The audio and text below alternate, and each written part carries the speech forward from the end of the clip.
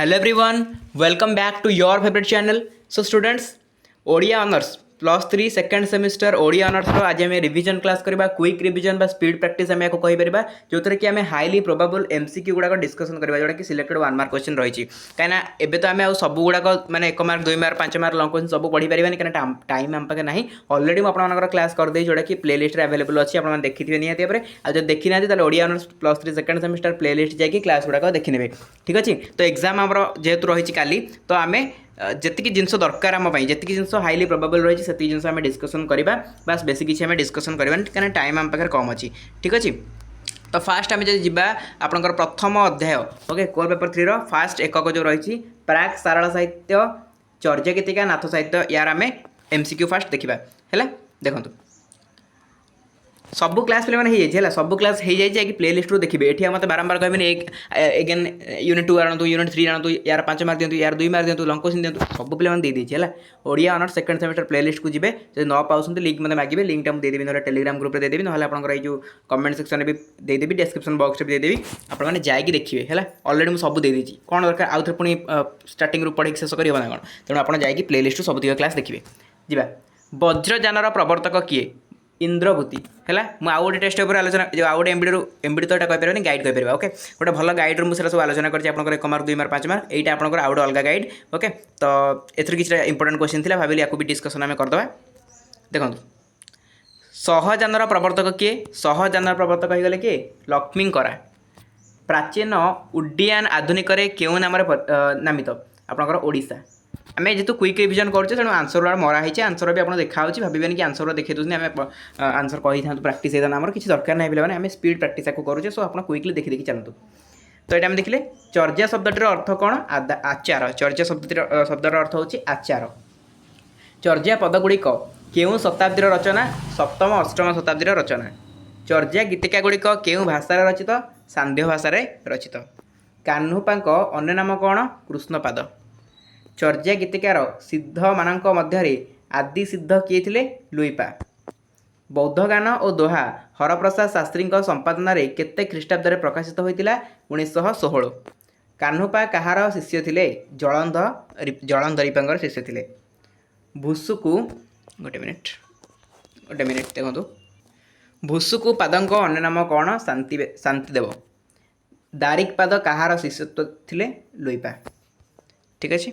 Then जी next question दारिकपाद केउथिरे सुपंडित थिले कौथिरे संस्कृत रे संध्यार अर्थ कौन अभिसंधि चर्यापदर पदावली केउ मानक द्वारा रचित 84 सिद्धों द्वारा रचित सरहपा सरहस्त होइथिले बोली तांको नाम कौन थिला सरह थिला सरहपांक प्रधान शिष्य किए थिले सबरपा थिले तापरे सिद्ध कविंक मध्य किए सर्व प्राचीन थिले सरहपा देन लुईपा केउं राजांक दरबार लेखक रूपे जोग देथिले धर्मपाल भुसुकुपा गोटे गान रे मनुष्यर चंचल चित्त को कहा सहित तुलना करछंती हरिणी सहित दारिकपा केउंठारे राजा थिले केउंठारे ओडिशा रे चर्यापद संग्रह रे सर्वाधिक पदर कर्ता किए कान्हुपा नगर बाहरे डोंबी तोहरी कुड़िया यह कहार लेखा कान्हुपांक लेखा ठीक अच्छे।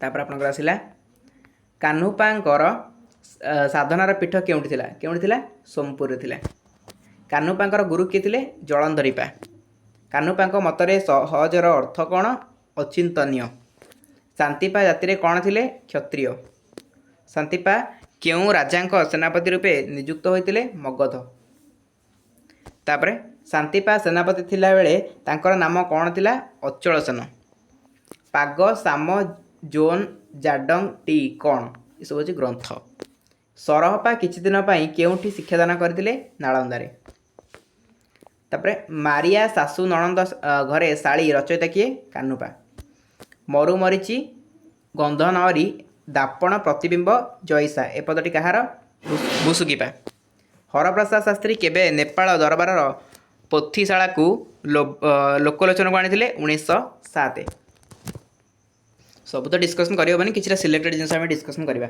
नाथवंशर उत्पत्ति कहाठार होइछि बोली मत्स्येन्द्र गीत वर्णित जगन्नाथ गोरख गीता कहा कहा मध्य प्रश्नोत्तर छड़ा रचित हाड़िप्पा गोविंद चंद्र अमरकोश गीता काहा काहा मध्य कथोपकथन रचित गुरु आदिनाथ और शिष्य लोई।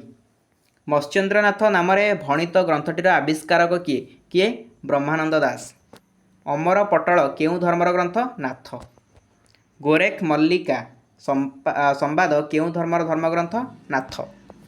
ठीक अच्छे तो एथर आगे वन मार्क क्वेश्चन अच्छी जो वन वर्ड वाला सॉरी वन वर्ड तो नुह वन सेंटेंस वाला आंसर भी अच्छी डोंट वरी ए पीडीएफ को टोटल पीडीएफ होल पीडीएफ टाक आपको टेलीग्राम में शेयर करदेवी एथर आपंकर कोर पेपर 3 और कोर पेपर 4 जो आप मेजर 3 और मेजर 4 कहते दुईटा जाक पेपर क्वेश्चन आंसर एथर अच्छी आपने पीडीएफ को पाइबे टेलीग्राम ग्रुप में जो मैंने जॉइन करना टेलीग्राम चैनल जॉइन कर जाते Telegram channel link description box में अच्छी तो फ्री ऑफ कॉस्ट सब किसी अवेलेबल होता है तो मिल जाए आपको जब जॉइन कर किसी प्रोब्लेम हो कमेंट सेक्शन में कमेंट करेंगे आपको लिंक प्रोवाइड कर दिया आपने जॉइन करेंगे ताकि सब गुड़ाक आप पाइपर है ये तो आम सब गुड़ा डिस्कसन करें किसी सिलेक्टेड जिन आम डिस्कसन करें बट सब जिन से आप पाइबे द्वितीय एक को जावा द्वितीय एक देखिए चार्टा यूनिट आम कवर करा एक यही गोटे भिडियो है देखो ग्रीक साहित्यर पूर्व भाग में जेपरी होमर और इंग्राजी साहित्यर आरंभ में चसर नाम प्रतिष्ठित ओडिया साहित्यर उद्घापन कहार नाम लिखित सारला दास।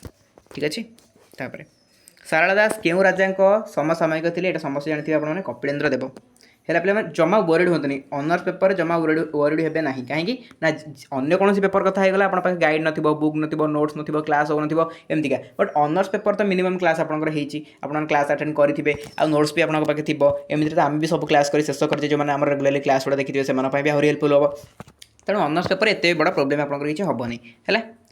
सारला दास प्रथम नाम कौन थी सिद्धेश्वर परिड़ा शूद्रमणि के ऑब्वियसली सारला दास ही होपर सूर्यवंशी सम्राट मानक राजत्व काल उत्कीर्ण होता शिलालिपिटर नाम कौन जय विजय। सारला दास ग्रामर नाम कौन झंकड़। सारला दास केउं देवी दयारु कवित्व लाभ करते सारला। शूद्रमुनि केउं कवि को कहुए सारला दास को शूद्रमुनि कहुए। सारला दास प्रथमे केउं ग्रंथटी रचना करते बिलंका रामायण। केउंटी सारला दास द्वारा लेखा नुहे महाजात्रा। केउंटी सारला दास द्वारा लिखित पुस्तक महाभारत। तापर महाभारतर पर्व संख्या केते 18। ठीक अच्छे तापर भारत दर्पणर रचयिता किए भारत दर्पण रचयिता होती गोपीनाथ नंद शर्मा। व्यासकृत महाभारतर पद संख्या केते 1 लाख। तापर आपन रहा सारला दास द्वारा रचित महाभारतर पद संख्या केते 1,40,000। सारला दास समय पूजक गोष्ठी मान कौन कहुए मुनि बोली कहुला। बंगाल सारला दास समसामयिक कवि किए थे चंडीदास। चंडीदास केउं देवी कृपार कवित्व लाभ करते बासळी देवी कृपार। पंचदश शताब्दीर कवि किए थे सारला दास। सारला दास बड़ भाई नाम कौन था परशुराम है पे ए जिते भी क्वेश्चन अच्छे ना पूरा आपंकर नीट एंड क्लीनली कवर कराई तेणु एति जी पढ़ी दूसरी मैंने यही टेस्ट जो गाइड हो कि जो गाइड में डिस्कसन भी करी आगु से गाइड हो पूरा नीट एंड क्लीनली क्वेश्चन गुड़ा सब बाहर कर तेणु गोटे पिला पढ़ी दूसरे बाहर क्वेश्चन ही आसबनी है। तो ग्रीक कवि किए होमर ग्रीक कवि। तापर सारला नामटी केउथुर उत्पन्न शारदारू उत्पन्न होती। ठीक अच्छे सारला दास महामनिर सुल्तान को केउ नाम वर्णना करछंती ब्रह्मशाही नाम वर्णना करछंती। विजयनगर नाम सभा पर्व में केउ नाम नामित विजय मंडल नाम नामित। जजाति शशागरा पृथ्वी को केते खंड करी 9 पुत्रों मध्य बांटी 9 खंड करी। तापर जजाति शशागरा बड़ पुत्र नाम कौन थिला प्रवीर है। तो ये थी आपंकर यूनिट 2 ओके यूनिट 2 जी यूनिट 3 को जावा यार जहाँ भी अच्छे आपने पढ़े है मुझे देदेवी आपने पढ़े यूनिट 3 जावा। यूनिट 3 देला दांडी रामायण रचयिता किए दांडी रामायण रचयिता होती बलराम दास। तापर बलराम दास पिता नाम कौन था सोमनाथ महापात्र। कवि बलराम दास केउं राजा समसामयिक थे प्रतापरुद्र देव। ब्रह्म गीतार रचयिता किए बलराम दास। बौला अध्यायटी केते पद विशिष्ट 43 पद विशिष्ट। बट्ट अवकाश केउं वृत्तर रचित दांडी वृत्तर रचित।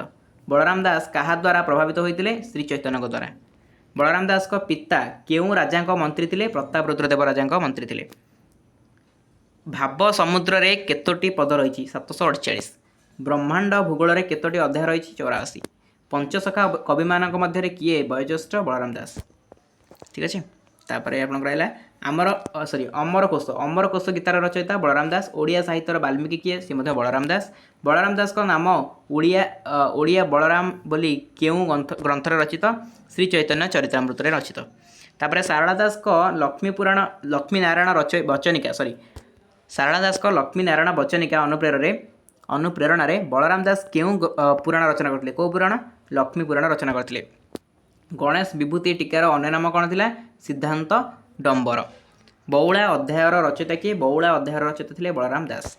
तापर बलराम दास और श्री चैतन्य बड़ देउल केउठारे जगन्नाथ दास को भेटिथिले? बट्ट गणेश ठारे भेटिथिले। केउटी बलराम दास को रचना नुहे? कौटा नुह? महाभारत बलराम दास को रचना नुह। केउटी बलराम दास को रचना? अमरकोश गीता। पंचसखा कवि मान मध्य किए वयोज्येष्ठ थे? बलराम दास थे वयोज्येष्ठ। ठीक अच्छे। तापर 22 नंबर जा। जगन्नाथ दास को किए अति बड़ी उपाधि देते? बहुत इंपोर्टेंट क्वेश्चन। जगन्नाथ दास को किए अति बड़ी उपाधि देते? श्री चैतन्य। पंचसखा जुगर कवि समय पुरीर गजपति राजा किए थे? प्रताप रुद्रदेव।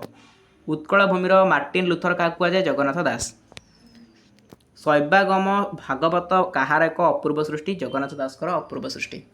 ठीक अच्छे। तापर शैवागम भागवतर क्यों वृत्त रचित? एटा कौ वृत्तर? नवाक्षरी वृत्तर रचित। ओडिया भागवतर स्रष्टा किए? जगन्नाथ दास। मूल संस्कृत भागवतर पद संख्या केते? मूल संस्कृत भागवतर पद संख्या 18,000। जगन्नाथ दास को माता नाम कौन थिला? पद्मावती। पद्मपाद सुधानिधि जगन्नाथंकर की रचना? ये हूँ गद्य। अर्थ कोइली ग्रंथ रे कोइली रूप में क्या गणना कर जीवात्मा। जगन्नाथ दास को तुला भिणा एक की ग्रंथ? तात्विक ग्रंथ। ठीक अच्छे। तापर आपन रहा राणी गौरी देवी कहाठारू दीक्षा ग्रहण करते? जगन्नाथ दास ठारू दीक्षा ग्रहण करते। कवि जगन्नाथ दास कहार भक्त थे? जगन्नाथंकर भक्त थे। जगन्नाथ दास श्रीक्षेत्र केउठी बसी भागवत व्याख्या करुले? कौटी? बट्ट गणेश बसी व्याख्या करुले। जगन्नाथ दास क्या लक्ष्य कर शरीर छाड़ी? नीलचक्र को लक्ष्य कर शरीर छाड़ी। जगन्नाथ दास क्यों अंश जन्मग्रहण करते? राधा अंश। राणी गौरीदेवी को मंत्र दीक्षा देवाई जगन्नाथ दास क्यों भाव देखा देता? नारी भाव। जगन्नाथ दास क्या गुरु रूपे ग्रहण करते? श्री चैतन्य। श्रीक्षेत्र क्षेत्रवर 34 क्यों ग्रंथ रचित? Very very important. यहाँ आपंकर हो पयार है। तो ये थी आपंकर यूनिट 3। यूनिट 3 सरला जी यूनिट 4 को लास्ट यूनिट देखो। लास्ट यूनिट आपंकर रहा फास्ट क्वेश्चन देखो। अच्युतानंद पिता नाम कौन? अच्युतानंद पिता नाम कौन? दीनबंधु खुंटिया। अच्युतानंद माता नाम हूँ पद्मावती। अच्युतानंद जन्मस्थान नाम हूँ कौन? तिलकणा। तापर कवि अच्युतानंद क्यों मंत्र को महामंत्र रूपे ग्रहण करते? हरे रामकृष्ण। गहन गीता क्यों वृत्तर रचित? भागवत वृत्तर रचित। गुरुभक्ति गीता केते भाग विभक्त? 3 भाग विभक्त। Next question. गोपाल ओगाल ग्रंथटी कवि प्रथमे कहार वंदना करिसेंति? कृष्ण। वर्णटिका पुराणर अर्थ कौन? Very very important question. Answer हो जाति। अष्टगुजरी रे केते गोटे गीतार समाहार होइछि? 8 गोटे गीतार समाहार होइछि। अष्टगुजरी ग्रंथटी क्यों रागरे रचित? रामकेरी रागरे रचित। तत्वबोधिनी ग्रंथटी कहा कहा मध्य कथोपकथन छड़ा रचित? अच्युतानंद और रामदास मध्य रचित। निर्घंट शब्दर संवाहक किए? निर्घंट शब्दर संवाहक होती बाबाजी नारायण दास। नित्य रास स्थली रे क्यों जुगल मूर्ति शोभा पाउछंती? राधाकृष्ण। तापर आपन रहा शून्य रसरे क्यों दर्शन श्रेष्ठत्व वर्णित? ज्योति दर्शन। चल शून्य रास क्यों नियम रचित? 34। राधा रास केतोटी गुजर रचित? आपणकर 14टी। आगत भविष्यत मालिका क्यों नियम रचित? 34। शिव को जितेबाला मातृहरण दोष लगी से कौन करी मुक्तिलाभ करते? एकाक्षर ब्रह्म साधना करी मुक्तिलाभ करते। पद्मकल्प ग्रंथ में क्यों घटना वर्णित होती? कलिजुग विषय वर्णित होती। अच्युतानंद हरिवंश अन्य क्यों नाम ओडिशार परिचित? सातखंडिया हरिवंश। अनंत दास को किए वैष्णव धर्म दीक्षित करते? श्री चैतन्य। अनंत दास को पिता नाम कौन थिला? कपिल महांती। अनंत दास को माता नाम कौन थिला? गौरी देवी। ठीक अच्छे। तापर आपणकर सब तो डिस्कसन हेनी, खाली सिलेक्टेड क्षेत्र में डिस्कसन करुचे। गोविंद चंद्र टीकार गोविंदर माता नाम कौन थिला? मुक्ता देवी। गोविंद चंद्र कहार शिष्य थे? हाड़ीपा। रास अर्थ कौन? नित्य रास। तापर जशवंत क्यों साहित्यर अभिज्ञ थे? संस्कृत साहित्य। शिव स्वरदय ग्रंथटी केतोटी पद अच्छी? 4075। शिव स्वरदय ग्रंथ में कहार स्तुति वर्णना कर? जगन्नाथ। अढ़ंगगढ़ मालिकार केतोटी अध्याय अच्छी? 5टी। ଅଢ଼ଙ୍ଗଗଡ଼ ମାଳିକା କାହା କାହା ମଧ୍ୟରେ ପ୍ରଶ୍ନୋତ୍ତର ଛଳରେ ରଚିତ? ବଳରାମ ଆଉ ଗରୁଡ଼। ଯଶୋବନ୍ତ ଦାସଙ୍କ ବର୍ଣ୍ଣନାରେ କେଉଁ ବିଷୟକ ଉପଦେଶ ରହିଛି? ବ୍ରହ୍ମଜ୍ଞାନ। ମନବୋଧ ଭଜନରେ କବି କାହାର ଆଶ୍ରୟ ନେବା ପାଇଁ କହିଛନ୍ତି? ହରିନାମ। ଯଶୋବନ୍ତ ଦାସଙ୍କ କେତେ ଶହ ଶିଷ୍ୟ ଥିଲେ? 750 ଶିଷ୍ୟ ଥିଲେ। ଠିକ୍ ଅଛି, ତ ଇଏ ଥିଲେ ଆପଣଙ୍କର ଟୋଟାଲ୍ ୟୁନିଟ୍ 4 କଭର୍ ହେଇଗଲା ଏଇଠି। ତ ସରିଲା, ଆଉ ତ କିଛି ନାହିଁ। ଗୋଟେ ମିନିଟ୍ ଦେଖିଦେବା। ୟୁନିଟ୍ ହଁ ଏଇଟା ଆପଣଙ୍କର କୋର୍ ପେପର୍ 4 ଷ୍ଟାର୍ଟ ହେଇଯାଉଛି ଏଇଠୁ। ଛାଡ଼ନ୍ତୁ, ଯାହା ବି ହେଉ ଆମର କୋର୍ ପେପର୍ 3 ଆମେ ସବୁତକ କ୍ୱେଶ୍ଚିନ୍ ଡିସ୍କସନ୍ କରିଦେଲେ, ଯେତିକି ବି ପସିବଲ୍ ହେଲା ସିଲେକ୍ଟେଡ୍ କ୍ୱେଶ୍ଚିନ୍ ଆମେ ଡିସ୍କସନ୍ କରିଛେ। PDF ଆପଣଙ୍କୁ ଟେଲିଗ୍ରାମ ଚ୍ୟାନେଲରେ ମିଳିଯିବ। ଡେସ୍କ୍ରିପ୍ସନ୍ ବକ୍ସରେ ଲିଙ୍କ୍ ଅଛି, ଲିଙ୍କ୍କୁ କ୍ଲିକ୍ କରି ସମସ୍ତେ ଜଏନ୍ କରିଯିବେ। ଆଉ ନେକ୍ସଟ ଆଉ କିଛି କ୍ଲାସ୍ ତ କରିବନି, ବିକଜ୍ ସବୁ ଅନର୍ସର କ୍ଲାସ୍ ଗୋଟେ ଗୋଟେ କରିବାକୁ ପଡ଼ୁଛି। ସୋ ଗୋଟେ ଅନର୍ସର କ୍ଲାସ୍ ତ ଆମେ ଏମିତି 5-6ଟା କରିପାରିବାନି, ବିକଜ୍ ଜାଣିପାରୁଛେ ସବୁ ଅନର୍ସର କ୍ଲାସ୍ କିଛି କିଛି ପରିମାଣରେ କରିବାକୁ ପଡ଼ୁଛି। So all the very best for your exam. ସମସ୍ତଙ୍କର ଏକ୍ଜାମ୍ ଭଲ ହଉ, କିନ୍ତୁ ପ୍ଲେ ଲିଷ୍ଟରୁ ଯାଇକି ସବୁତକ କ୍ଲାସ୍ କରିବେ, କାହିଁକିନା ସବୁ କ୍ଲାସ୍ ଆପଣଙ୍କର ପ୍ଲେ ଲିଷ୍ଟରେ ପୁରା ଆଭେଲେବଲ୍ ଅଛି। ଠିକ୍ ଅଛି, ତ all the very best. God bless you. Thank you so much.